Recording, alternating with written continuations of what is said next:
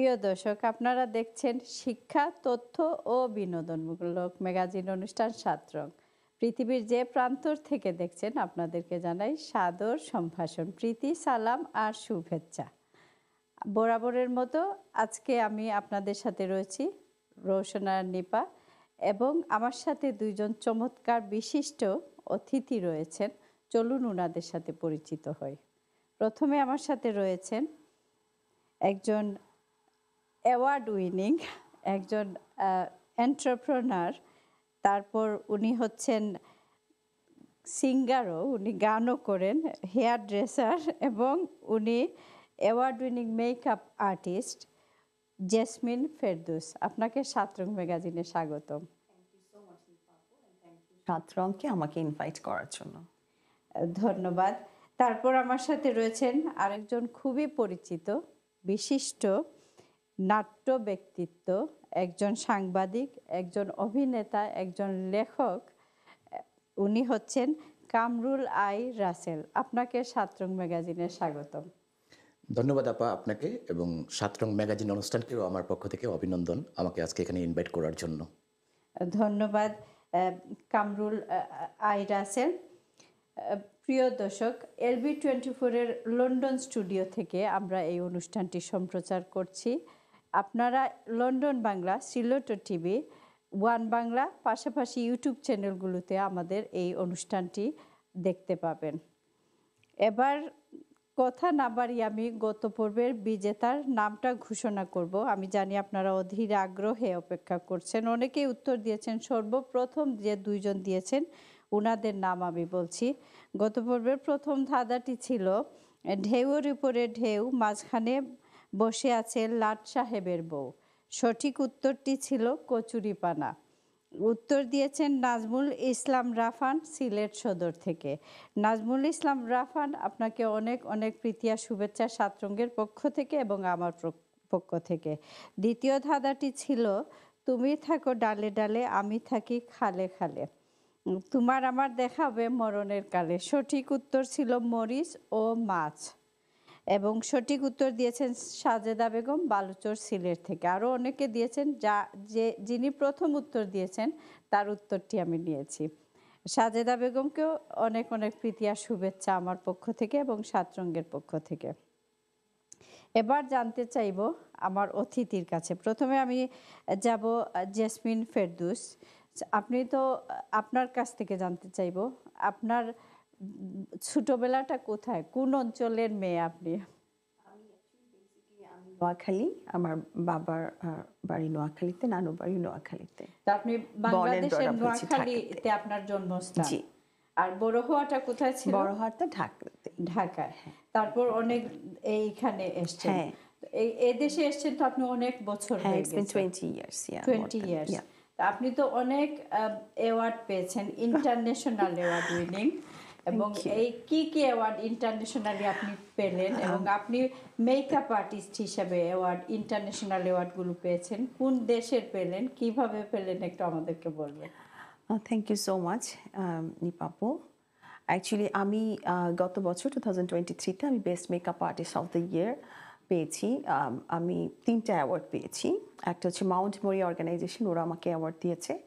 আরেকটি হচ্ছে সিমা অ্যাওয়ার্ডস, ওখানে আমি best makeup artist. SIIMA award পেয়েছেন? জি। অ্যান্ড আমি কুইন্স নেশন ইন্টারন্যাশনাল থেকে best makeup artist and hair stylist award পেয়েছি। দেন আমি গত বছর আমি অ্যাকচুয়ালি ফিলিপিন কমিউনিটিতে আমি অনেক বছর ধরে কাজ করি, তো ওরা আমাকে অনেক সাপোর্ট করে। আমি গত বছর ফিলিপিনে আমি বেস্ট মেকআপ আর্টিস্ট হয়েছি ডিসেম্বরে। তো অ্যানাদার অ্যাচিভমেন্ট আলহামদুলিল্লাহ, আজ এই বছর আমি ইন্ডিয়ান গভর্নমেন্ট থেকে আমি best Asian women of the year 2024 পেয়েছি। তো প্রিয় দর্শক, শুনতে পাচ্ছেন, best Asian of the year 2024। Well done and congratulation. সারা এশিয়ার মধ্যে I am the only one পেয়েছি, এর জন্য আমাকে ইন্ডিয়ান গভর্নমেন্ট ওরা আমাকে সম্মাননা দিয়েছেন। হ্যাঁ, কংগ্রেচুলেশন, অভিনন্দন আপনাকে Thank you so LB24 এর পক্ষ থেকে অভিনন্দন এবং সাতরঙ্গের পক্ষ থেকে। বাংলাদেশের কি কোনো অ্যাওয়ার্ড আপনি পেয়েছেন? এখন পর্যন্ত না, বাংলাদেশে কি কোনো অ্যাওয়ার্ড যে আপনি বাংলাদেশের একটা অ্যাসেট এবং অন্যান্য দেশ ফিলিপিন এবং আপনাকে ইন্ডিয়া, অন্যান্য দেশগুলো আপনাকে অ্যাওয়ার্ড দিচ্ছে, এটা তো একটা জিনিস আমি দৃষ্টি আকর্ষণ করছি। আপনি একজন ইন্টারন্যাশনাল অ্যাওয়ার্ড উইনিং, আপনাকে বাংলাদেশ থেকেও একটা সম্মাননা দেওয়া উচিত আমি মনে করি। অন্য দেশের মানুষরা দিচ্ছে, কদর করছে, এটা অনেক বড় ব্যাপার। আপনি বিজনেসে আছেন, জি। আপনার কি এই মেকআপ নিয়ে আপনার বিজনেস? হ্যাঁ, I have a few businesses. আমার মেকআপ রিলেটেড, আমার মেকআপ শপ আছে, আমার একটা সেলুন আছে, আর আমি আরেকটা ইভেন্ট অর্গানাইজার। আমরা একটা গ্ল্যাম কসমেটিক ইভেন্ট অর্গানাইজার। আমরা ওখান থেকে আমরা অ্যাওয়ার্ড সেরেমনি, বিউটি প্যাজেন্ট এগুলো করে থাকি। আচ্ছা, আপনার যে মেকআপে আসে, এটা কি ইংল্যান্ডে আসার পরে শুরু হয়েছে নাকি বাংলাদেশ থেকে ছিল? অ্যাকচুয়ালি আমি যখন ছোট ছিলাম, when I was 8 years, মানে 8 বছর বয়সে, তখন আমি আমার অনেক কাজিনদেরকে আমি বিয়েতে সাজাতাম। ছোটবেলা থেকে আমি খুব নাচ গান করা, একটু সাজগোজ করা খুব পছন্দ করতাম। তো তখন ওদের বিয়েতে আমি যখন যেতাম, ওরা আমাকে বলতো একটু বিয়েতে আমি সাজাতাম। তো তখন থেকেই অ্যাকচুয়ালি আমার ছোটবেলা থেকে ইচ্ছে ছিল মেকআপ আর্টিস্ট হবার বা ফ্যাশন রিলেটেড সামথিং। কিন্তু জানেন তো আমাদের বাংলাদেশের প্যারেন্টসরা যেটা হয়, এটা আসলে তখন, এখন যেমন মেকআপ আর্টিস্টটা অনেক vast, you can express yourself, but সেটা কিন্তু অন্য প্রফেশনে আগে আমাদের সবাই রেসপেক্ট করতো, ডক্টর, ইঞ্জিনিয়ার, ইদার সলিসিটর। তো আমার আব্বুরও ইচ্ছা ছিল আমি ব্যারিস্টার হব এবং বারোটা করার জন্য আমার ইউকেতে আসা। বাট আমার আসলে ছোটবেলা থেকে প্যাশন ছিল। তো আমার যখন বেবি কনসেপ্ট করি, তখন থেকে আমি স্টার্ট করলাম যে আমি অনেক জব করেছি, আমি ভাবলাম যে এবার আমার একটা কিছু করতে হবে, আর স্টার্ট করেছি পড়াশোনা করা। এই দেখেন, আপনার কাছ থেকে বুঝলাম, এটা আমরাও জানি যে একজন বাচ্চাদের উচিত যে ফিল্ডে সে ভালো, এক্স্যাক্টলি, তাকে ওই জায়গায় এনকারেজ করা। ট্রু, 100%। আমাদের দেশে কিন্তু এটা একটা বিরাট সমস্যা, মানে ফিক্স কয়েকটা ইয়ে আছে, মানে ডাক্তার, ইঞ্জিনিয়ার, টিচার, লয়ার, এগুলা ফিক্স কয়েকটা প্রফেশন আছে। কিন্তু আপনি দেখেন মেকআপ ইন্টারন্যাশনালি আপনি অ্যাওয়ার্ড পেয়েছেন, এটা তো আপনার এটা পছন্দের এবং আপনি এটা এনজয় করেন, এই জন্য হ্যাঁ, এর জন্য আপনি এই ফিল্ডে অনেক ভালো করেছেন। আপনার কাছে আবার আসবো, আরো অনেক কথা রয়েছে। এবার আমি যাব কামরুল আই রাসেল। আপনি একজন অভিনেতা, একজন সাংবাদিক এবং আমি দেখেছি ছোটবেলা থেকে নাটক করে আসছেন এবং অসংখ্য নাটক আপনি লিখেছেন, অভিনয় করেছেন এবং সাংবাদিক প্রফেশনে আপনি আছেন। তো আপনার সম্পর্কে জানতে চাই, আপনি কোন অঞ্চলের ছেলে? দেখেন, আমি মূলত সিলেট অঞ্চলের ছেলে। আমরা আমাদের সিলেটেও আমাদের বাড়ি রয়েছে, আবার আমাদের গ্রামের বাড়ি হচ্ছে মৌলভীবাজারে। তো যদিও আমি সিলেটের, কিন্তু আমার ছোটোবেলা থেকে আমি বেড়ে ওঠাটা হচ্ছে দেশের বিভিন্ন ডিস্ট্রিক্টে। আমার আব্বু আর্মিতে চাকরি করতেন, হিসেবে আমি বিভিন্ন অঞ্চলেই বড় হয়েছি। আমার এলাকায় বোধহয় আমি 5 বছরই ছিলাম গ্রামের বাড়িতে, বাকিটা সিলেট শহরেই। আচ্ছা, তো আপনি বাংলাদেশের অন্যান্য জায়গায়, যেহেতু আপনার আব্বার উনি আর্মিতে ছিলেন, এই জন্য বিভিন্ন জায়গায় বড় হয়েছেন, মানে বিভিন্ন জায়গায় থাকা হয়েছে। আপনি কি এই জন্য কি আপনি সিলেটি ভাষা ছাড়াও অন্য ভাষায় নাটক লিখেন, মানে এবং অভিনয়ও করেছেন আপনি? হ্যাঁ, বিষয়টা এরকমই। আমি তো ছোটবেলা থেকে বিভিন্ন ভাষার উপর, বিশেষ করে আমাদের দেশের বরিশালী, নোয়াখালী, সুনামগঞ্জি, হবিগঞ্জি, এরকম আমি একটু চর্চা করে আসতাম ছোটবেলা থেকে। তো আমার মূল বেস হচ্ছে সিলেটি নাটক। সিলেটি নাটক আমি 99 থেকে শুরু করি। আপনারা হয়তো জানেন যে প্রথমে কিন্তু আমি রচনা দিয়ে শুরু করি, নাটকে অভিনয় আমি পড়ে এসেছি। ফার্স্ট টাইম আমি মামু বশির নামে একটা সিলেটি নাটক লিখি। এই নাটকটা এত হিট করবে বা ওই সময় এত বেশি চলবে আমি এটা হ্যাঁ, এতটা জনপ্রিয়তা পাবে আমি কল্পনাও করিনি। তো মামু বশির থেকেই আমার যাত্রা শুরু। 2002 সালে সম্ভবত সিলেটে রোমান্টিক নাটক করতে হবে, এখন কমেডি তো করলাম, একটা রোমান্টিক করি। তো তখন নয়ন কান্দে একটা নাটক, আমার ক্যাসেট কোম্পানি ছিল, আমার কোম্পানির প্রডিউসে, এবং এখানে যুক্তরাজ্য প্রবাসী বদরুল আলমের প্রডিউসে, দুজনের প্রডিউসে। তো তখন আমার নায়ক নায়িকা দরকার। আমি কিন্তু তখনও কিন্তু অভিনেতা না, নায়ক নায়িকা দরকার। তো দেখা গেছে আমাদের সিলেটে অনেক স্মার্ট ছেলেপেলে আছে, কিন্তু ওই যে ক্যামেরার সামনে এসে যে ঠিকমতো পারফরমেন্স করবে সেই সাহসটা আমারও ছিল না তখন, বা এটা অনেকেরই হয়ে ওঠে না। তো তো আমার ফ্রেন্ড বদরুল, উনিও এটিএন বাংলাতে সাংবাদিকতা করেন, মিডল্যান্ডস প্রতিনিধি এখানকার ইউকের। তো উনি বললেন তুই তুই তুই তুই তুই আয়, তুই পারবে। তখন আমি রোমান্টিক নাটক করব বা রোমান্টিক নাটকে আসবো এটা আমি কল্পনা করিনি, কারণ আমার ওই সময় স্বাস্থ্যের যে অবস্থা ছিল, আমি খুব স্লিম ছিলাম, খুবই শুকনো প্রকৃতির ছিলাম। যেটা নায়ক হতে গেলে যে একটা বডি বা তার যে একটা আকৃতি দরকার, ওরকম কিছুই ছিল না। যাই হোক, করে ফেললাম। পাবলিক, এটা ছিল আপনার প্রথম অভিনীত হ্যাঁ, নাটক। প্রথম অভিনীত নাটক। হ্যাঁ, তারপর আপনি যে নাটক লিখলেন, মানে লেখাটা আপনার কেন মনে হলো আপনি নাটকে অভিনয় করবেন আবার লিখবেনও? দেখেন আপা, এখানে বিষয়টা হচ্ছে বাংলাদেশে হানিফ সংকেত ভাই ছাড়া অনেকে হয়তো আমার কথা শুনে কষ্ট পাবেন, আমি মনে করব বা এটা কষ্ট পাওয়ার কিছু না, যেটা সত্য। হানিফ সংকেত ভাই ছাড়া আমাকে হাসানোর মতো নাট্যকার খুবই কম ছিলেন। যদি আমাদের দেশের পাবলিকরা হাসে অনেকের নাটক দেখে, হারুন কিসিঞ্জার সাহেবের নাটক দেখেও হাসে, তো আমাকে সব নাটকগুলো আমাকে হাসাতে পারতো না। তো ভাবলাম যে আমার হাসতে গেলে আমার যুক্তি থাকতে হবে, কী কারণে আমি হাসবো। তো সেই হিসাবে মূলত আমি নাটক লেখাটা শুরু করি। দর্শক গ্রহণ করে ফেলেছে। আপনি মানে কমেডি নাটকগুলো আপনি বিশেষত লিখেন? হ্যাঁ, আমি কমেডি লিখি, আমি আবার স্যাড রোমান্টিক নাটকও লিখি। নয়নের জল নামে আমার একটা লেখা নাটক খুব নাম করেছে ওই সময়। আবার আমার পরিচালিত একটা নাটক, আপনি হয়তো নাটকগুলোর ডায়লগগুলো শুনেছেন, প্রায় 14 থেকে 16 বছর আগের ডায়লগগুলো, যে সিলেটের প্রতিটা মানুষের মুখে মুখে। একটা ডায়লগ আপনি বলতে পারেন, এক দুইটা? হ্যাঁ, ওখানে মফিজ এবং গজম্বর দুজনের দুটো ক্যারেক্টার ছিল ভিলেজ পলিটিক্সের উপর। তো আমি দুজনকে দুটো ডায়লগ মুখে দিয়ে দিলাম যে, মফিজ তোমার হবে ডায়লগটা বড় ডিয়ারিং লাগের, মানে যে হালের সিচুয়েশন বা সামাজিক পরিস্থিতি প্রত্যেকটা বিষয়ই যেমন একটা ডিয়ারিং পরিবেশ। তো গজম্বর নামে যে ক্যারেক্টার করেছিল আমার ফ্রেন্ড তারেক, সে বর্তমানে আমার সাথে নাটকে আছে। তো তাকে বললাম তুমি বলবা কইবা বাস বাইনি বুঝো, মানেটা হচ্ছে যে এমনি তেলে বেগুনে জ্বলতেছে, সে এর মধ্যে এসে বাস বাইনি বুঝো। তো এই দুটো ডায়লগ এত বেশি জমলো এই সময়ে। নাটকটার নাম ছিল বিলা মফিজ। পরিচালক হিসেবেও আমি তখন ওই নাটক থেকেই সফল। আচ্ছা, আপনাকে অভিনন্দন। আপনি নিজে যে নাটক লিখেছেন, অ্যাওয়ার্ড ও পেয়েছেন। আপনি কোন নাটকটার জন্য পেয়েছেন আপনার কি মনে আছে? দেখেন আপা, আমাদের সিলেট অঞ্চলের নাটকের অ্যাওয়ার্ডের কোনো ব্যবস্থা ওই সময় ছিল না, বা এখনও এগুলোকে কেউ গাইড করতেছেন না। আমরা যা করেছিলাম ওই সময় অনেক কষ্ট করে করেছিলাম, আমাদের পিছনে ইনভেস্টর ছিল না, আমাদের পিছনে গাইড করা ছিল না। আমরা একটা নাটক করতে গেলে অনেকে আমাদেরকে সমালোচনায় ফেলতো, আমরা কালচার নষ্ট করে ফেলতেছি, আমরা মানে নানান ধরনের অভিযোগ আসতো আমাদের উপর। আমাদেরকে গাইড করার মানুষের খুবই অভাব ছিল ওই সময়। এখন যেভাবে কিছুটা গাইড করতেছে সিলেটি নাটককে কিছু সংখ্যক ব্যক্তিবর্গ, আমাদের ওই সময়ে 99 থেকে 2006 বা 9 পর্যন্ত সিলেটি নাটককে কেউই গাইড করতো না। যাই করতাম আমরা নিজের সাহস থেকে নিজেরা রিস্ক নিয়ে করতাম। তো আমাদেরকে কে অ্যাওয়ার্ড দেবে? আচ্ছা, সেটা রিয়েলি দুঃখজনক। আমার জানা ছিল না এটা। যাই হোক, নতুন একটা জিনিস আমরা জানলাম। আসলেই আপনাদের মতো ট্যালেন্টেড মানুষরা অ্যাওয়ার্ড পাওয়ার যোগ্য এবং পাওয়া উচিত আমি মনে করি। আচ্ছা, আর আপনার কাছে আবার আসবো। আপনি তো গানও লিখেছেন, সাংবাদিকতায় কেন আসেন। এখন ফেরদৌসী আপুর কাছে একটু যাই। আপনার যে এই জার্নিটা, আপনি যে বাংলাদেশ থেকে এখানে এসে শুরু করেছেন লাস্ট 20 ইয়ার্স, আপনার কাছে কেমন ছিল এই জার্নিটা?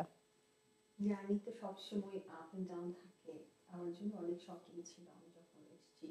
বিকজ বাংলাদেশে আমি যেভাবে বড় হয়েছি একটা বিগ এনভায়রনমেন্ট, ফ্যামিলি সবার মাঝখানে, এবং বাংলাদেশে যেটা আমাদের অনেক সার্ভেন্টস থাকে, লাইফটা ডিফারেন্ট। এখানে এসে অনেক স্ট্রাগলিং লাইফ, বাট আমার কাছে মনে হয় এটা আমাকে অনেক স্ট্রং করেছে মেন্টালি। বিকজ আমি আমার বাবার একমাত্র সন্তান, একমাত্র মেয়ে, তো খুব আদরে বড় হওয়া আর কি। তো এখানে এসে আমি অনেক স্ট্রাগল করেছি। স্ট্রাগল মিন্স আমি হঠাৎ করে নতুন একটা এনভায়রনমেন্টে এসেছি, নতুন একটা জায়গার ওয়েদারটা এত বেশি ওয়ার্স ছিল, সব কিছু মিলিয়ে আর আপ অ্যান্ড ডাউন ছিল। বাট আমি মনে করি যে এটা প্রত্যেকটা মানুষের একবার করে হলেও বাইরে আসা উচিত, বিকজ এতে হয় একটা মানুষ অনেক সেলফ ডিপেন্ডেন্ট হয়, সেলফ সাফিসিয়েন্ট হয়। হ্যাঁ, আপনার কি মনে হয়েছে যে আমি আর পারবো না, টু মাচ নো, আমার কখনোই এমন মনে হয়নি। আমি মেন্টালি আমি খুবই স্ট্রং মাইন্ডের একজন মানুষ। আমার কাছে মনে হচ্ছে আমি যেটা মানুষ পারবে না আমি সেটা পারবো, আমাকে পারতেই হবে, পারবো না বলে কোনো মানে word। এই যে মোটিভেশনটা হ্যাঁ। কোথা থেকে আসলো? এটা আমার বাবার কাছ থেকে পাওয়া। আমার বাবা সবসময় আমাদেরকে বলতেন যে কখনো আমার পরিচয় তোমরা পরিচিত হবে না, নিজের পরিচয় পরিচিত হবে। তো এটা আমাদের 3 ভাই বোনের মধ্যেই আছে যে আমি সবসময় চেয়েছি আমার পরিচয়, আমার হাজব্যান্ডের পরিচয় না, আমার বাবার পরিচয় না, আমি জাজমিন ফেরদৌস, আমার পরিচয়, আমি একটা ব্র্যান্ড হব যেন সারা পৃথিবীর মানুষ আমাকে চেনে, রেসপেক্ট করে, আমাকে রোল মডেল হিসেবে অনেকেই যেন মনে করে। তো ওয়েল ডান, আপনি নারী জাতির মানে নারী দিবসে আপনাকে আনা উচিত ছিল। নেক্সট কোনো নারী দিবসে অনুষ্ঠানে নিয়ে আসবো। তো আপনার কথাতে বোঝা গেল যে এটা মানে মেয়েরা অনেক কিছু চাইলে করতে পারে এবং এটা হার মানা অবশ্যই যাবে পারে, না, তাই অবশ্যই তো? পারে। হ্যাঁ, আচ্ছা, আর গানের বিষয়ে আসে একটু। আপনি গান যে করেন সেটা মানে সব আসলে থেকে প্রফেশনালি গান করি না, টুকটাক আর কি, সবাই বলে ভালো গান করি, তো এই আর তো কিভাবে টুকটাক 1-2 লাইন হয়ে যাক দর্শকদের জন্য। এটা তো একটা ম্যাগাজিন অনুষ্ঠান। আচ্ছা আচ্ছা, ঠিক আছে, আমি গিয়ে শোনাচ্ছি। আকাশকে প্রশ্ন করো, কেন দিগন্তে যে হারাই, আমি মরে যাব লজ্জায়। Thank you. চমৎকার চমৎকার, আপনার গানের গলা তো খুব দারুণ সুন্দর Thank you, হয়েছে, খুবই ভালো লাগলো। এবার জানতে চাইবো যে আপনার যে আপনি হেয়ার ড্রেসিং এবং আপনার Makeup. বিউটি, মেকআপ, এটাতে আছেন, আপনি বিজনেসে আছেন, আপনি একজন মাও, আপনার মেয়েও আছে। তো আপনি যে এই যে এত কিছু ব্যালেন্স কিভাবে করেন? আমার কাছে মনে হয় একটা মানুষ যদি চায় সব কিছুই ব্যালেন্স করে করা যায়। আমি টাইমকে সবসময় আমি মনে করি একটা মানুষের উপরে উঠতে গেলে, একটা জায়গায় পৌঁছতে গেলে টাইমকে ভ্যালু দিতে হয়, যেটা আমি সবসময় করার ট্রাই করি। আমি কখনোই পাংচুয়ালিটি হ্যাঁ, খুব পাংচুয়ালিটিটা আমি ভীষণ মেনটেন করার চেষ্টা করি এবং এটা আমি এদেশে না আসলে কখনোই শিখতাম না বিকজ আমরা বাংলাদেশের মানুষ কখনো আমরা সরি টু সে, আমি কাউকে করে বলছি না, আমাদের যেটা হয় আমরা কখনোই টাইমকে ভ্যালু দিই না, বাট এখানে আমি এসে দেখেছি যে স্পেশালি আমি তো কাজ করি মেইনলি ইংলিশদের সাথে, ফিলিপিন কমিউনিটি, নাইজেরিয়ান কমিউনিটিতে, আমি মোটামুটি বেশ আমাকে সবাই চেনে, তো দেখেছি টাইমটাকে ভীষণ মেনটেন করে। ওরা যদি কোথাও ওদের যাওয়ার প্রোগ্রাম থাকে, ওরা 5 মিনিট আগে সেখানে গিয়ে প্রেজেন্ট হয়। সো আমার কাছে টাইমটাকে যদি আমরা ভ্যালু দেই, অবশ্যই যে কোনো মানুষ সেই সময়টাকে ইউটিলাইজ করলে it's possible, anything you can. সময়ের মূল্যটা আসলে খুবই দরকার এবং সত্যি বলেছেন। বাংলাদেশে আমরা গেলেও মানে একটা মিটিং অ্যারেঞ্জ করলাম, তো দেখা গেল মানে আপনি যে বসে থাকলেন, বিদেশ থেকে গিয়েছেন, আপনি যে বসে থাকলেন, বাংলাদেশের লোকজন আসবো মানে এই রাস্তায় আছি এরকম করে করে চলে যায়। একদিন 2 দিন ইমার্জেন্সি হতে পারে, কিন্তু সব সময় এই জন্য অনেক বেকারত্ব বেশি এবং হচ্ছে যে ইয়াং জেনারেশন যারা, কারণ সময়ের থাকতে সময়ের জিনিস করতে হবে আর ধৈর্য থাকতে হবে। আমাদের সবচেয়ে দুঃখ লেগে থাকতে হয় আপা, যে কোনো জিনিস আপনি যদি প্রবলেম আসবে, আমার কাছে মনে হয় রাত হওয়ার পরে দিন আসে না, তো প্রবলেম আসবে আপ এন্ড ডাউন, এটার জন্য ভেঙে পড়ে যাওয়ার কিছু নেই, you have to try, keep trying on. অবশ্যই। তো আবার আপনার কাছে আসব, আপনার নোয়াখালী সম্পর্কে একটু জানবো। এবার আমি যাই কামরুল রাসেল, আপনার কাছ থেকে জানতে চাইবো যে আপনি যে সাংবাদিকতায় কেন আসলেন? সাংবাদিকতায় আসার মূল কারণ হচ্ছে আপা দেখেন, আমি ছোটবেলা থেকেই একজন বাউন্ডুলে ছিলাম, যেটাকে অনেকে অনেক চোখে দেখবে বাউন্ডুলে শব্দটাকে, কিন্তু এই বাউন্ডুলেটা একটা আর্ট, একটা শিল্প, এটা সবার জীবনে ঘটে না, এটা অর্গানিকভাবে আল্লাহ পাক কিছু মানুষকে দান করে। আমি একজন গীতিকার হিসেবে সফল, নাট্যকার হিসেবে সফল, একজন অভিনেতা হিসেবে সফল, আমি একজন ইন্টারন্যাশনাল অ্যারেঞ্জার হিসেবেও সফল, দেশের বাইরে আমি বাংলাদেশের বাইরে ফুটবল টিম নিয়েও টিম ম্যানেজারি করেও আমি সফল হয়ে এসেছি, সাংস্কৃতিক অনেক প্রোগ্রাম করেছি। মানে আমি প্রত্যেকটা লাইনেই যেমন আমার একটা তৃপ্তি পাওয়াটাই আমার জীবনে একটা নেশা হয়ে গেল। তো সাংবাদিকতার সাথে আমি দেশে থাকতেও খুব একটা অ্যাক্টিভ ছিলাম, কিন্তু ওই প্রকাশ্যে অত বেশি আমি আসতাম না। তো এদেশে আসার পরে করলাম, হয়ে গেল, চলে আসলাম, এই আর কি, বা এখন হচ্ছে। আচ্ছা, আচ্ছা, তো এটা কোনো পাশও ছিল না, এমনিতে হয়ে গেছে। হ্যাঁ, এটা এমনিতে আপা। কিন্তু সাংবাদিকতার তো একটা উদ্দেশ্য থাকতে হবে। এর কারণটা হচ্ছে দেখেন বিলেতে এটা কোনো খুবই কিছু কি পরিবর্তন আনতে চান, এরকম কিছু আছে, অথবা কোনো কিছু সবার সামনে নিয়ে আসতে চান? বিষয়টা হচ্ছে আপা দেখেন পরিবর্তন এটাই, আমরা যারা দেশ থেকে বড় হয়ে বিলেতে এসেছি, এদেশের সংস্কৃতি বলেন, রাজনীতি বলেন, সবকিছু আমরা দেশ থেকে যারা বড় হয়ে এসেছি আমরাই এখানে ক্যারি করতেছি, মার্কেটিং করতেছি। আমাদের যে প্রজন্ম, নেক্সট প্রজন্ম যারা এই দুনিয়াতে আসছে বা এসেছেন আগে, বর্ন ব্রিটিশ যারা, ওরা তেমন একটা বাঙালি কালচার, বাঙালি রাজনীতি, বাঙালি সংস্কৃতি এগুলো তেমন একটা ক্যারি করতেছে না। এরা একটা অন্য একটা লাইনের দিকে নতুন জীবনের পথে চলে যাচ্ছে।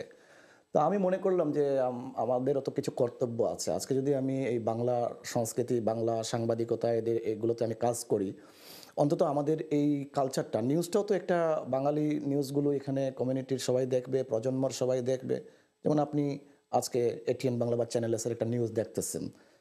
তো আপনার বাচ্চাটা এদেশে জন্ম হয়েছে, সেও ফলো করবে আমার আম্মু কি দেখতেছে, এই যে এটিএন বাংলা দেখতেছে বা চ্যানেল এস দেখতেছে, এই বাচ্চাটা যাতে শিখুক, জানুক এবং আমাদের এই নিউজ, আমাদের সংস্কৃতি এগুলো যাতে একটু লালন করুক। তো সেই হিসেবে একটা কর্তব্য হিসেবে বিলেতের সাংবাদিকতায় তো আর জানেনই কতটুকু লাইফের একটা ব্যাকআপ আছে কি না আছে, বাট এটা ওই ঋণমুক্ত হওয়ার জন্য করতেছি যাতে আমাদের প্রজন্ম এটাকে নিয়ে আরো চর্চায় লিপ্ত থাকে। আচ্ছা, এখানে একটা, যদিও একটা ছাত্র ম্যাগাজিন অনুষ্ঠান, এখানে একটি প্রশ্ন আমি আমার নিজের থেকে জানতে চাই সাংবাদিক সম্পর্কে। বাংলাদেশের সাংবাদিকতায় কিন্তু মানুষের মানে নিরাপত্তা নাই, কিন্তু আপনি দেখেন ইউকেতে সাংবাদিকতা করেন, আপনার নিরাপত্তা আছে। এটা কেন? মানে একটা রিপোর্ট করে অনেক সাংবাদিকরা মারা যাচ্ছে, অহরহ মেরে ফেলতেছে, এটা সেটা। আমাদের এইখানে যে এইগুলা তো নেই, আমরা যে কোনো ধরনের রিপোর্ট করি, লোকজন আরো খুশি হয়ে এটা দেখে। যেহেতু একটা ম্যাগাজিন অনুষ্ঠান, এখানে আপনি এমন একটা কঠিন, আমি বলছি আমি বলছি অবশ্যই বলবো, এটা একটা কঠিন প্রশ্ন। আমি একজন সাংবাদিক হিসেবে আমি প্রপারলি এই আনসারটা দিতে আমি অনীহা রাখছি, তারপরেও আমি কিছুটা আমার মতো করে দিচ্ছি। বাংলাদেশের সাংবাদিকতাটা হচ্ছে যেমন 30 থেকে 20% থাকে সঠিক তথ্য, বাকি 20% থাকে XYZ তথ্য, এর বাকি পুরো 100% মনে যা আসলো তা থেকেই আমরা করে ফেললাম। আর বাংলাদেশে ছোট একটা দেশ, এই দেশে এত টেলিভিশন, এত পত্রিকা, এত ফেসবুক, টিভি, 64টা ডিস্ট্রিক্টে কয় লক্ষ টিভি আর কয় হাজার সাংবাদিকের প্রয়োজন আছে বলে আপনি মনে করেন? তো এখানে প্রপারলি সাংবাদিকতা এই মুহূর্তে বাংলাদেশে 10% সাংবাদিকরাই করতেছেন, বাকিটা ইতিহাস। আপনি যেটা বলতে চাচ্ছেন, পপুলারিটির জন্য অথবা একটা ইনকামের জন্য অথবা কাউকে হেনস্থা করার জন্য অনেক রিপোর্টগুলো মানে এড করা হয়, মিথ্যা বানানো হয়, এটাও একটা কারণ হতে পারে। অভাবেও বলবো না, বিষয়টা আমি একটু বললাম আর কি, এখান থেকে যারা বুঝে নেয় আর বুঝে নেবে। একটা বিষয় মনে রাখতে হবে, বর্তমানে যে সাংবাদিকতাটা কোন দিকে চলে যাচ্ছে, যে আমাদের সাংবাদিকরা ভিউজ চাচ্ছেন, ইউটিউবে বলেন, ফেসবুকে বলেন, ওই যে হিরো আলম, আমরা যেখানে একজন প্রধানমন্ত্রীকে নিউজের ভাষায় কখনো মাননীয় লিখতে পারি না পত্রিকায় বা টিভিতে, সেই জায়গায় একটা ছেলে, তার নামের সামনে আমরা হিরো নাম দিয়ে হিরো আলম বলে তাকে আমরা নিউজ করি। আমরা একজন মন্ত্রীকে মাননীয় মন্ত্রী বলে লিখি না, তার নাম হচ্ছে আশরাফুল আলম। আশরাফুল আলম বলেছেন, আশরাফুল আলম ঘটেছে, এটা আমাদের মধ্যে অনেক কিছু ইদানিং মিস হয়ে যাচ্ছে। এটাই অবশ্যই। তো আপনার লেখা সিলেটি এক দুই লাইন গান শোনা যায়? আপনি তো নিজে লিখেন, যেটা ওইটা আপনার তো অনেক গুণ, তার মধ্যে এটাও একটু জেনে নিক আমার দর্শকরা। আমার গুণ আছে কি না জানি না, আমার বাবাকে দেখেই আমি এই জগতে আসা। আমার আব্বা ছিলেন একজন পুরনো ফিল্ম জগতের মানুষ, খান আতা সাহেবের মতো একজন নির্মাতার ছবিতেও উনি কাজ করছেন একটা সময়। কি নাম আপনার বাবার? আমার আব্বা হচ্ছেন বীর মুক্তিযোদ্ধা মোহাম্মদ নজরুল ইসলাম। তিনিও আমার সাথে একটা নাটকে অভিনয় করেছেন আমার শ্বশুর চরিত্রে, যেটা হচ্ছে নয়নকান্দের নাটকে। তো এই নাটকে সিলেটের মধ্যে আমার আর চোখে পড়েনি যে পিতা পুত্র এভাবে একসাথে যে বুকে বুক মিলিয়ে অভিনয় করবে। অন্যান্য কালচারে এগুলো হয়, তো আমি আমার আব্বাকে নিয়ে বুকে বুক মিলিয়ে অভিনয় করেছি। শুধু এটাই যে আব্বা তোমার জন্যই আমি এখানে আসা, তো গুণী বাবার গুণী ছেলে, তো 2 লাইন সিলেটি গান হয়ে যাক, 2-4 লাইন। কি হবে, সিলেটি গান তো আসলে লেখা ছিল অনেকগুলো, কপিরাইট প্রবলেম অনেক কিছুই বলা যাবে না, তারপর আমি 2 লাইন বলে যাচ্ছি। এদেশে এসে একটা গান লিখছিলাম, এটা গাইবো না, শুধু কথাটা বলে দেব, আর শেষে 2 লাইন গাই ফেলবো। দৌড়ের উপরে আসি রে ভাই, জানোর মাঝে নিস্তার নাই, হাজার প্রশ্নর মাঝে প্রশ্ন, লন্ডন খেনে শান্তি নাই। দৌড়ের উপরে আসি রে ভাই, জানোর মাঝে নিস্তার নাই, হাজার প্রশ্নর মাঝে প্রশ্ন, লন্ডন খেনে শান্তি নাই। খামোখাজো আগল্লা খান কুন্তার মাঝে বেলু নাই, ফাউন্ড ফাউন্ড সিল্লাই রাসেল, ফাউন্ড দেখি আমার নাই। এটাই এদেশে এসে এই গানটা লিখেছি। আর কি গাইবো? সুরেলা কণ্ঠে একটু শোনা যাক। সুরেলা কণ্ঠে আমি গানের শিল্পী না, আবারও বলছি, তাৎক্ষণিক এই মুহূর্তে একটা 2 লাইন গেয়ে ফেলি। এটা কোনো গান না, এটা আগের রচনাও ছিল না। থাকবায়নি থাকবায়নি থাকবায়নি বুঝো, দুনিয়া জিলানে ডিয়ারিং লাগের, সময় জিলানে ডিয়ারিং লাগের, থাকার রাস্তা খুঁজো। থাকবায়নি থাকবায়নি থাকবায়নি বুঝো। চমৎকার। দর্শক বুঝতেই পারছেন, ও অত্যন্ত গুণী মানুষ, জায়গায় বসে গান লিখলেন এবং গাইতেন। তো এবার আমি আমার প্রথম ধাঁধাটি দিয়ে দিব এই পর্বের। প্রথম ধাঁধাটি হচ্ছে এই পর্বের, সাগরে যার জন্ম, নগরে তার বাস, মায় ছুঁইলে হয় পুত্রের সর্বনাশ।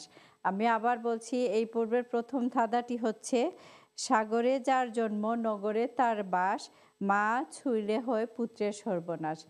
আমাদের সাথে অনেকেই ফেসবুকে জয়েন করেছেন, আপনাদেরকে আন্তরিক শুভেচ্ছা এবং ভালোবাসা। সময়ের স্বল্পতার জন্য সবার নাম নিতে পারছি না, দুঃখিত হবেন না। এবং কে কোন দেশ থেকে, কোন জায়গা থেকে উত্তর দিচ্ছেন আপনি বলবেন। একটু পরেই আবার দ্বিতীয় ধাঁধাটি দিয়ে দিচ্ছি। এবার আপুর কাছে জানতে চাইবো, আমরা অনুষ্ঠানের শেষের দিকে চলে আসছি, আপনি আপনার নিজেকে কোন জায়গায় আগামী 5 বছর 10 বছর পরে দেখতে চান? কি আপনার ইন্টেনশন, কি করতে চান? আপনার যেই প্রফেশন, আপনি যে ইন্টারন্যাশনাল অ্যাওয়ার্ড উইন করছেন, বিজনেসে আছেন, কি উদ্দেশ্য আপনার করার? ফিউচার প্ল্যান কি? আমার ফিউচার প্ল্যান, আমি আমার নিজের ব্র্যান্ড লঞ্চ করব, মেকআপ ব্র্যান্ড, এটা আমার ড্রিম। অ্যান্ড আমি মানে এটা নিয়ে কাজ করছেন আপনি? হ্যাঁ, নিজস্ব মেকআপ ব্র্যান্ড। আর আমি আমার বিজনেসকে আরও অনেক দূর নিব, চ্যারিটি ওয়ার্কসকে আমি ইনভলভ করতে চাই। So it's my dream, I want to be million. মানে চ্যারিটি ওয়ার্কটা কি করতে চান? আমি চাই অনেক মেয়েকে হেল্প করতে, ওদেরকে বের করে আনতে, স্পেশালি যেসব মেয়েরা ডিসেবল, অটিস্টিক, হ্যাঁ, ওদেরকে নিয়ে আমি কাজ করতে চাই। ডিসেবল মেয়েদেরকে নিয়ে, বা চমৎকার একটা উদ্যোগ, মহৎ উদ্দেশ্য আপনার। এবং আপনি কি বলবেন যে আপনার এই প্রফেশনে, আপনার মতো তার ইন্টারন্যাশনাল অ্যাওয়ার্ড একদিনে আপনি পান নাই, নিশ্চয়ই এত বছর কাজ করেছেন। এইভাবে ধরেন এই প্রফেশনে যদি আমাদের ইয়াং প্রজন্ম আসতে চায় দেশে এবং বাংলাদেশে, আপনি তো ইউকে এবং বাংলাদেশে 2 দেশের অভিজ্ঞতা আপনার আছে, তো ধরেন আমাদের বাংলাদেশের সাধারণ পরিবারের কয়েকটা মেয়ে আসতে চাইলো, ওদের কি করণীয় উচিত? অথবা যারা বিত্তশালী আছে কি করতে পারে, কি অ্যাডভাইস দিতে পারেন আপনি? আমি একটা অ্যাডভাইস দেবো, আমি দেখেছি অনেকে যেটা করে, ওরা একটার পর একটা ট্রেনিং করতে থাকে। আসলে আমার কাছে মনে হয় ট্রেনিংটা অবভিয়াসলি দরকার আছে, জানতে হবে, বাট এরপরে প্র্যাকটিস করতে হবে, প্রচুর প্র্যাকটিস করতে হবে। প্র্যাকটিসটা যত বেশি করবে তত সে এক্সপেরিয়েন্স হবে। তো আমি শুধু সার্টিফিকেট নিলাম আপা, একটার পর একটা অনেক টাকা, একটা মেকআপ কোর্স করতে অলমোস্ট আপনার দেখা যায় 50,000 1,000 পাউন্ড চলে যায়, প্রাইভেট ক্লাসও যদি করতে চান। তো সবার তো সে সামর্থ্য নেই। তো অনেকে দেখেছি কনস্ট্যান্টলি ওরা কোর্স করেই যাচ্ছে কিন্তু কাজ করতে পারছে না। সো আপনারা অবশ্যই ট্রেনিং করবেন, you have to know everything, every single thing. সেই জন্য প্রপার এডুকেশন খুবই দরকার। না জেনে কখনোই, আর মেকআপ সবাই করতে পারে কিন্তু প্রফেশনালভাবে সবাই পারবে না, ইটস নট ইজি। সব কিছু শেখার কোনো শেষ নেই, অনেক কিছু শেখার আছে। বাট যতটুকু শিখবে অতটুকুকে ওরা প্র্যাকটিস করতে হবে, ভীষণভাবে প্র্যাকটিস করতে হবে। সেটা নিজের উপর, আত্মীয় স্বজন, প্রথমে আপনারা অনেক টাকা ইনকাম করবে এই চিন্তা না করে আপনি আপনার আত্মীয় স্বজন, ফ্রেন্ডস যারা আছে ওদের উপর অ্যাপ্লাই করেন, অল্প অল্প করে চার্জ করেন। হ্যাঁ, প্রথমে আমার মনে হয় কোয়ান্টিটির দিকে না যে কোয়ালিটি হ্যাঁ। মেকআপ তো আসলে একটা আর্ট Exactly. যেটা সেটা যত করবেন ততই নিখুঁত হ্যাঁ। হবে এটা, এবং কারো আন্ডারে কেউ কাজ করা উচিত আপনি মনে করেন? হ্যাঁ, অবশ্যই, একজন অবশ্যই। প্রফেশনালের হ্যাঁ, সব অবশ্যই। কিছুর একজন গুরু লাগে। সিনিয়র একজন মেকআপ আর্টিস্ট। হ্যাঁ। আপনি নোয়াখালীর একটা ভাষায় একটা ডায়লগ বলেন তো। আচ্ছা, আমি আমার দাদুর একটা ডায়লগ বলি। আমার হ্যাঁ, বলেন। দাদুকে দাদুর লিভার ক্যান্সার হয়েছিল, তো ওনার জন্য পাশে থেকে আমার একটা আন্টি ওনার জন্য পেয়ারা নিয়ে এসেছে আর কি। তো আমার দাদুকে বলছে, খালাম্মা খান না একটু। তো আমার দাদু বলে, কিয়া খাইতাম ইগিন টনক টনক। এটার মানে হচ্ছে কি খাবো, এটা খুব শক্ত। তো উনি ওনার ভাষায় টনক টনক, কিয়া খাইতাম ইগিন টনক টনক। মানে শক্তটা হচ্ছে টনক টনক। কিয়া খাইতাম ইগিন টনক টনক, আর টোরা তাটকি যাইব। ও মা। টোরা মিন্স আমার গলায় আটকে যাবে। আচ্ছা, আপনি বরিশালের একটা ডায়লগ বলেন তো। আপনি তো অভিনয় করেছেন, অথবা অন্য যে অঞ্চলের পারেন। মুই আর কি কম বরিশালী আইসাইছি কিছু, যেহেতু আর কাছে একজন নোয়াখালী আপা আছে, এই আপার লগে একটু নোয়াখালী ভাষায় কথা কই। আপা আপনার দেশের বাড়ি কোনায়? আর বাড়ি নোয়াখালী। বাউরি বাউ, দেখছেন নি তো আপনি নোয়াখালী কোন থানার এনে আইছেন? আমরা হইছি বেগমগঞ্জ থানা, আপনি চিনেননি? আজ চিনুম না মানে, আপনার এই যে মাছ দিয়ে আছে না, মাছ দিয়ে আপনার মৃদ্ধা বাড়ি আছে না, একটা জমিদার বাড়ি ছিল অনেক পুরনো। এই বাড়িতে গেলে মনে হয় আমগো আত্মীয় স্বজনরাও আইতে হারি। কিন্তু আমি একখান কথা আনার জিগাই, ওই যে বেগুন, ওই বেগুন বেগুন জাগা বেগুন খাগা, আই কিন্তু ওই বেগুনের মিনিংটা বুঝি না। এরপরেও আমি নাটকের মধ্যে বেগুন সালাই দিই। বেগুনটা মানে কি? বেগুন মানে হইছে সবগুলো। বাবরে বাবু, দেখছেন নি আপা, দেখছেন নি, এটাও তো অর্গানিক ভাবে চলে যাচ্ছে। আমি কিন্তু এটার মিনিং বুঝতাম না, নাটকে এটা আমি সালাই দিতাম, পরে দেখা যায় মিলে গেছে। দারুণ। আপনি তো রাসেল ভাই, আপনি যেভাবে নোয়াখালীর ভাষা আপনি তো Exactly, মনে মনে হচ্ছে হচ্ছে উনি সিলেটের নোয়াখালী মানুষ। থেকে। আমার এখন Exactly. সন্দেহ হচ্ছে 100%. আসলে কি আপনি Well done. সিলেটের। আমি দারুণ। সিলেটি ফুয়া।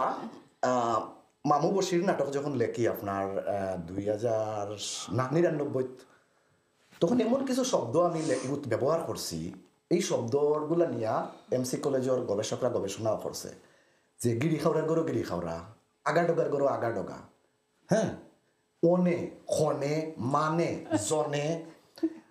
সত্য কথা আফা, সিলেটের ভাষাগুলারে নিয়ে হয়তো আমি গবেষক নাই, নাটকও আমি বিভিন্ন রকমের ফুটিয়ে তোলার চেষ্টা করছি। আর এখন তোরা সিলেটে মাত্রা মানালে তো আসাও, আপনি সন্দেহ করছেন, দর্শক সন্দেহ করবা। না, তবে আপনি সন্দেহ দূর করে দিলেন। থ্যাংক ইউ আপা, থ্যাংক ইউ। এইমাত্র আপনি যে ভাষায় কথা বলেন, আপনি যে একজন গুণী মানুষ বুঝাই যাচ্ছে। দুইজনই আমার গুণী এই পর্বের। আমি এই প্রিয় দর্শক দ্বিতীয় ধাঁধাটি দিয়ে দিচ্ছি। এই পর্বের দ্বিতীয় ধাঁধাটি হচ্ছে, 13 মাস বয়সেতে হয় ছেলের মা, ছেলে হয় গন্ডায় গন্ডায়, এ কেমন মা, বলতে পারো কি তা? আমি আবার রিপিট করছি, এই পর্বের দ্বিতীয় ধাঁধা। 13 মাস বয়সেতে হয় ছেলের মা, ছেলে হয় গন্ডায় গন্ডায়, এ কেমন মা, বলতে পারো কি তা? কে কোন জায়গা থেকে দিচ্ছেন অবশ্যই লিখে দিবেন। এবার একদম শেষের পর্যায়ে চলে এসেছি। আপনি জেসমিন ফেরদৌসী, আপনার কাছে শেষের মেসেজ জানতে চাইবো, আপনি কি বলতে চান দর্শকদের উদ্দেশ্যে? কিছু বলার থাকলে আপনি বলেন। দর্শকদেরকে এটাই বলবো, আমার জন্য দোয়া করবেন, আমার পরিবারের জন্য, আমার বাবা মার জন্য দোয়া করবেন, আমার বাচ্চার জন্য দোয়া করবেন। আর থ্যাংক ইউ সো মাচ আপা, থ্যাংক ইউ LG24কে, এবং থ্যাংক ইউ আপনাকে আমাকে এই অনুষ্ঠানে আনার জন্য। ধন্যবাদ। ধন্যবাদ। আপনাদের সাথে আলাপে আলোচনায় কিন্তু খুবই ভালো লাগলো। একটা অনুষ্ঠানে হবে না, আরো একটা অনুষ্ঠানে আসতে হবে। আর কামরুল রাসেল, আপনি কি বলতে চান দর্শকদের উদ্দেশ্যে? আমি বলবো এটাই যে বিশেষ করে বিলাতের দর্শকদের উদ্দেশ্যে বলবো, আমাদের প্রজন্মরা যারা এদেশে জন্ম নিচ্ছে, যারা বেড়ে উঠতেছে, ওরা যেন একটা কন্ডেম সেলের মধ্যে বড় হচ্ছে। আমি দেখতে পারতেছি, সবাই না, প্রায় 80% ওদেরকে আমাদের সংস্কৃতি, আমাদের বাংলা সাহিত্য, হিস্ট্রি, ইতিহাসগুলো একটু আমরা প্রত্যেকটা মা বাবা যাতে একটু চর্চায় রাখি আমাদের নেক্সট প্রজন্মকে। কারণ দেখেন যে সিচুয়েশন আসতেছে, নেক্সটে আমাদের দেশ থেকে বাংলাদেশিরা খুবই এদেশে এসে সেটেল হতে পারবে, আইনের অনেক বিষয় আছে। সেই হিসেবে এই পর্যন্ত আমরা যারা এসে এই বাঙালি কালচারকে ধরে রাখার চেষ্টা করতেছি, জানি না ফিউচারে কি হবে। প্রত্যেকটা মা বাবা যাতে আমাদের প্রজন্মের সন্তানাদিকে আমরা যেন বাঙালি সংস্কৃতিটাকে চর্চায় রাখি, এটাই আমার। আচ্ছা, লাস্টের একটা জিনিস আপনাকে জিজ্ঞেস করা হয়নি। আপনি তো রিসেন্টলি দেশে আসছেন, বেশি বছর হয় নাই। কোনো ডিফারেন্সটা আপনি পাচ্ছেন যারা আসছেন এদেশে তাদের উদ্দেশ্যে কিছু বলে? দেখেন, যারা আসছে রিস্ক নিচ্ছে, এটার মধ্যে পজিটিভতাও আছে, নেগেটিভতাও আছে। যে কর্মী সে এখানেও সফল, দেশেও সফল। যে অকর্মা সে এখানে নয়, সে একদম চাঁদের দেশে গেলেও সে ব্যর্থ, দারুণ বলেছেন। সে ব্যর্থ। বাট সব কিছুর পরে আমাদের দেশকে ভালোবাসাটাই দরকার। দেশেই আমরা যদি ভালোভাবে নিজেকে পরিশ্রম মেধা কাজে লাগাতে পারি, দেশেই সোনার ফসল ফলছে। অবশ্যই আমাদের দেশে কিন্তু অনেক কিছু আছে এবং আমাদের এটা আমরা যদি এটা গ্রহণ করতে জানি, আপনি যেটা বলছেন যে কাজে সে সব জায়গায় কাজে, আর যে কাজে না সে কোথাও গেলে কাজ নাই। তো আপনি দুইজনকে আপনাদের ব্যস্ততা আর সময় দিয়েছেন এত ব্যস্ত থেকেও, এবং ট্যালেন্টেড, এবং আপনাদের যাদের মধ্যে ট্যালেন্ট আছে তাদেরকে আমি অ্যাসেট বলি। এরা হচ্ছে একটা সম্পদ, সাংস্কৃতিক অঙ্গনের হোক আর যে কোনো অঙ্গনের হোক। যেভাবে কাজ করছেন দুইজনকে congratulation, well done, proud of you. And আপনারা এইভাবে করে যান, এটা আমার পক্ষ থেকে এবং LB24-এর পক্ষ থেকে বললাম। আমরা একদম শেষে চলে এসেছি। আপনাদেরকে সুস্থ থাকার টিপস দিয়ে অনুষ্ঠানটি শেষ করব। সুস্থ থাকতে প্রচুর পরিমাণ পানি পান করুন। এখন গরম হয়েছে, ডিহাইড্রেশনে অনেকের অনেক সমস্যা হয় এবং হাত পায়ে যে আঙ্গুলগুলা টান দিয়ে অনেক কিছু সমস্যা হয়, সেটা পানির অভাবে হয়। আমরা কিন্তু এটা জানি না বলে অনেকে ঔষধ খান, কিন্তু আসলে পানির জন্য এটা হয়ে থাকে। আর সুস্থ চুল, প্রচুর পরিমাণ পালং শাক খাবেন। পালং শাকের চুলের অনেক উপকারিতা আছে। আনন্দে থাকার টিপস হচ্ছে পজিটিভ থিঙ্ক করতে হবে, থিঙ্ক পজিটিভ, এবং ভালো কাজে, পজিটিভ কাজে, সুন্দর কাজে, সৎ কাজে নিজেকে ব্যস্ত রাখতে হবে। এটাই হচ্ছে আনন্দে থাকার টিপস। এবং সূরা নাজমে বলা হয়েছে, চেষ্টা না করে তকদিরের দোষ দিবেন না। উত্তম কিছু পেতে হলে অবশ্যই সালাত, দোয়া, ধৈর্য, পাশাপাশি হালালভাবে চেষ্টা করতে হবে। এটা সূরা নাজমের একটা আয়াতের তর্জমা। তো আসলে আমাদেরকে চেষ্টা করতে হবে, যে কোনো কাজে চেষ্টা করতে হবে। আপনারা ভালো থাকবেন, হাসি আনন্দে থাকবেন, একে অন্যকে সহযোগিতা করবেন। আল্লাহ হাফিজ, শুভরাত্রি।